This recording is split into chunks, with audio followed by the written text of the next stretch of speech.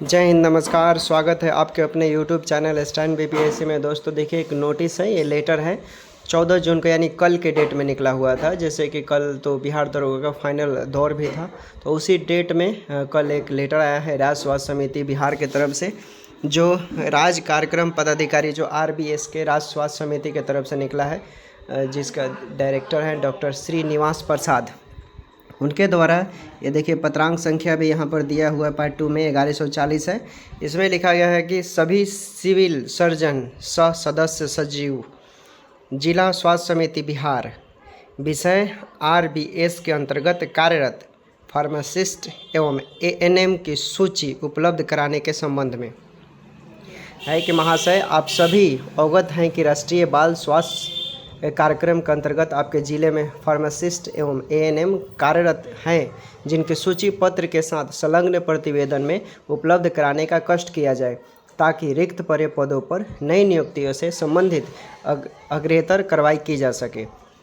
यानी आपके ज़िले में जितने भी एएनएम या फार्मासिस्ट की पोस्ट खाली है, उसको समझ लीजिए, उससे संबंधित लेटर है और लेटर भेजा गया है ताकि ये सभी को सूचित किया जाए और ये लोग पर्दाफाश करें कि हाँ, यहाँ पर इतनी रिक्तियाँ खाली है, उसी के संबंध में है। तो कृपया संलग्न प्रपत्र में वांछित सूचनाएं दिनांक 20 जून 2024 तक अनिवार्य रूप से उपलब्ध कराने का कष्ट किया जाए। यानी 20 जून तक किसी भी तरह इन लोगों को क्लियर कर देना है ये, ताकि इस संबंध में आगे की कार्रवाई राज्य स्तर पर की जा सके। साथ ही इस बात का भी ध्यान रखा जाए कि जिस संस्थान से फार्मासिस्ट एवं एएनएम को मानदेय प्राप्त होता है, वे उस संस्थान के कर्मी होंगे, ना कि उनकी प्रतिनियुक्ति जिस संस्थान में की गई है। मतलब आप जहां पर कार्यरत होंगे, आपको मानदेय मिल रहा है, उसी संस्थान के होने चाहिए।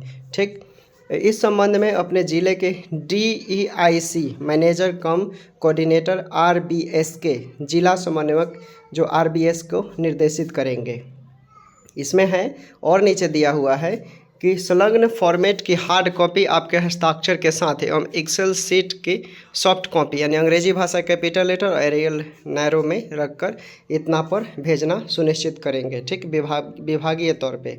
उसके बाद है, देखिए नीचे और भी है, यहाँ पर देखिए दिया हुआ है कि जो ज्ञापन संख्या 1140 और दिनांक भी यहाँ पर है, और नीचे विश्वास भाजन के तौर पे जो श्रीनिवास प्रसाद है उनका सिग्नेचर भी है।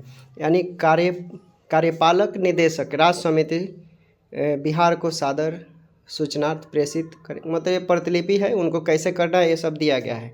ठीक, और उसके बाद इसका फॉर्मेट देखिए, यहाँ पर एक फॉर्मेट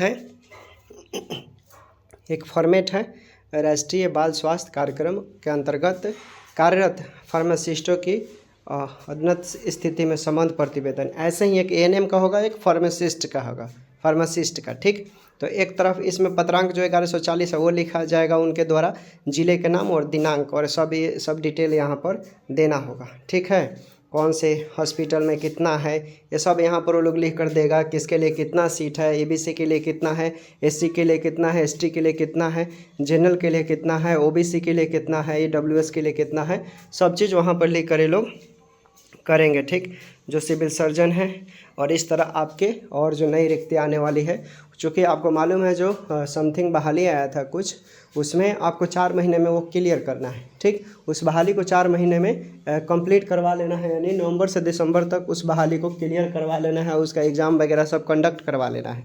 तो कब, चूँकि ये पहले क्लियर होगा तब, जैसे कि 10,709 का पोस्ट जो फंसा हुआ है कोर्ट में, अभी सुप्रीम कोर्ट में, वो क्लियर हो जाएगा। उसके बाद इसको नोटिस के माध्यम से निकाला जाएगा कि कब से परीक्षाएं भरे जाएंगे। तो ये जो निकलने की संभावना है, तो जुलाई से अगस्त यानी जुलाई से अगस्त में ये रीओपन होगा। रीओपन मतलब नए फॉर्म जो हैं, जो वैकेंसी आई है उसको जुलाई से अगस्त में इसका फॉर्म भरने का डेट अनाउंस किया जाएगा विभाग के तरफ से, आप समझ लीजिए। अभी फ़िलहाल आप लोगों को ये करना है कि जो भी बहाली आए हैं उसमें 10,709 को छांट कर ही इसमें प्रवेश दिया जाएगा। जो लोग समझ रहे हैं कि 10,709 को उसी में इंक्लूड किया जाएगा, तो आपकी गलतफहमी है, ऐसा आप अपने दिमाग से निकाल दीजिए। ठीक, तो आप इस चीज़ को विशेष रूप से गांठ बांध लीजिए कि आपकी जो बहाली 2022 का जो है 10,709 पोस्ट वो पहले क्लियर होगा, ठीक। और ये जो बहाली का अनाउंस किया गया है टोटल जो रिक्त हैं, इसके अतिरिक्त भी ये लेटर जारी किया गया है ताकि उसके अतिरिक्त और किस हॉस्पिटल में, किस ज़िले के किस हॉस्पिटल में कितने सीट बचे हुए हैं, किस कैटेगरी में कितना सीट बचा हुआ है। आप ब्लॉक से होगा, प्रत्येक ब्लॉक में तो हॉस्पिटल होते हैं, ठीक। चाहे ज़िले में होंगे, सदर हॉस्पिटल जो होता है तो उसी के अंतर्गत उसमें आपको मालूम चल जाएगा कि किस ज़िले में कितने हैं। एक उप स्वास्थ्य केंद्र भी होता है तो उसमें भी जो रिक्तियाँ होंगी उसको भी अपडेट करना है, ठीक है। तो सिविल सर्जन को ये लेटर के माध्यम से तैयार करने के 20 जून तक किसी भी तरह उन लोगों को अपडेट कर देना है।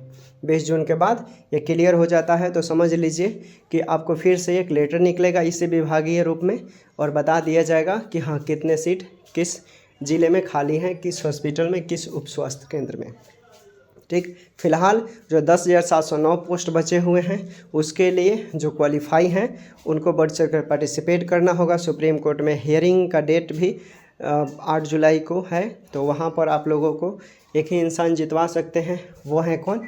एडवोकेट ही जितवा सकते हैं। तो उनके साथ आप लोग कदम से कदम बढ़ाकर अपने टीम के साथ बने रहें, क्योंकि उसमें तो कुछ करना है नहीं, उसमें कुछ नहीं करना है। उसमें आपने एग्ज़ाम दिया है, एग्ज़ाम भी पास कर गए हैं, डॉक्यूमेंट वेरिफिकेशन हो चुका है, बस आपको पोस्ट ऑफिस के माध्यम से ज्वाइनिंग लेटर आने की देरी है। वो ज्वाइनिंग लेटर आपको कब मिलेगा? जब सुप्रीम कोर्ट में आप केस जीत जाएंगे। ये सब चीज़ें हैं, तो इस चीज़ों का विशेष रूप से ध्यान दीजिए। आपको थोड़े से उसमें सहयोग करने होंगे। जो आप फॉर्म अप्लाई कोचिंग पकड़ने में या समय पढ़ेंगे तो उसमें तो वेस्ट होगा ही। उसके अतिरिक्त ज़रूरी भी नहीं है कि आपका ये एग्ज़ाम निकलेगा नहीं, पूरा कन्फर्म के साथ नहीं बोल सकते हैं। तो ये सब चीज़ें हैं, तो इसको विशेष रूप से आप लोग ध्यान दीजिए। और जितने लोग हैं आप लोग कृपया कर इसमें पार्टिसिपेट कीजिए और एग्ज़ाम जो पास किए हैं आप उसको अपने हाथों में नौकरी ले लीजिए। बार बार ऐसा मौका नहीं मिलेगा और बार बार लोग समर्थन देने वाले भी खड़े नहीं होंगे, ठीक है। तो ये रिक्तियाँ हैं, इसके अतिरिक्त जो बचेंगे उसमें आपको फॉर्म भरवाए जाएंगे, एग्ज़ाम लिए जाएंगे। और ये ज़रूरी नहीं है कि देखिए इस बार जो एग्ज़ाम होगा ना उसमें समझ लीजिए कि हो सकता है जीके जीएस भी पूछे, मैथ रीजनिंग भी पूछे, ठीक है। कोई ठीक नहीं है विभाग का। गजट तैयार किया, गजट तैयार में तो बोल दिया कि आगे जो भी परीक्षाएं होंगे सब एग्ज़ाम बेसिस पे होंगे। जब गजट तैयार कर दिया, अनाउंस कर दिया कि एग्ज़ाम बेसिस से होंगे, तो ज़रूरी थोड़े है कि इस बार जो आपके मेडिकल से रिलेटेड सवाल पूछे गए थे पूरा उसमें सब वही रहेंगे। ऐसा कुछ भी नहीं है। हो सकता है जीके जीएस मैथ रीजनिंग पूछ दे तो फिर और ज़्यादा परेशानी होगा।